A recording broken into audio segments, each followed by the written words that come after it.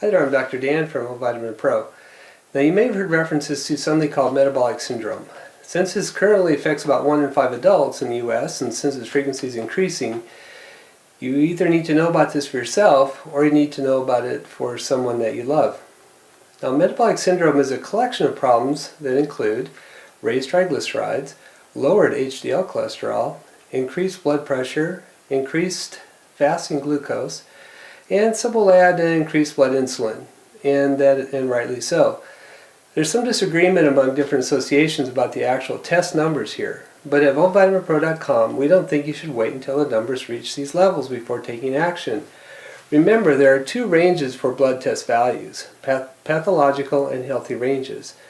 We like to begin correction when the value begins to drift out of the healthy range. In medicine, the tendency is to wait until it becomes pathological and then prescribe the appropriate drug or drugs. The key to understanding metabolic syndrome, like so many other chronic problems, is always to understand the inflammation.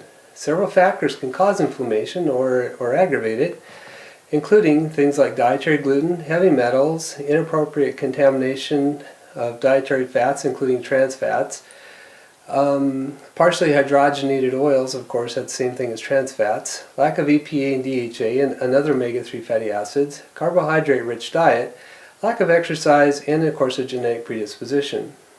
I know I sound like a broken record when it comes to gluten, but I'll have to continue to stress gluten awareness until everyone understands the magnitude and severity of this problem.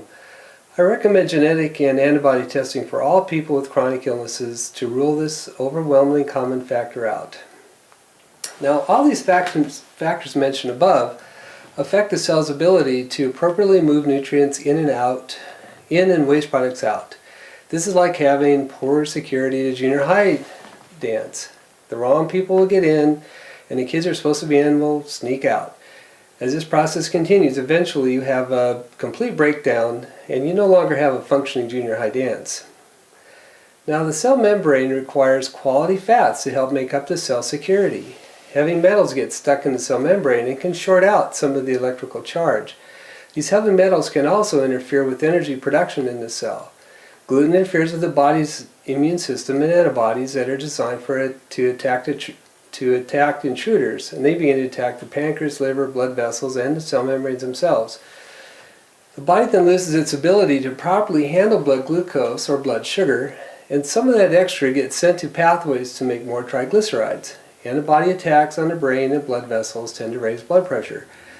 Poor cell security won't let insulin move glucose into the cell, so the body produces more insulin as blood sugar rises. The insulin is actually a serious inflammatory agent on its own.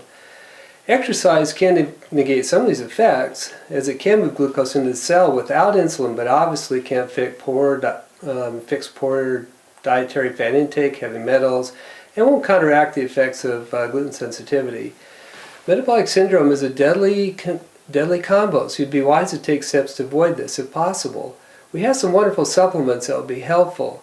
For example, Metagenics, EPA, DHA, extra strength enteric-coated, Nutri-West, complete omega-3 essentials, LifeWave glutathione patches, Apex Energetics, Glysen and Protoglysen, Thorne Persusia SR, Apex Energetics, Fibermin, and Nutri-West Vitamin D400. The explanation of how all these will work will be in the next video.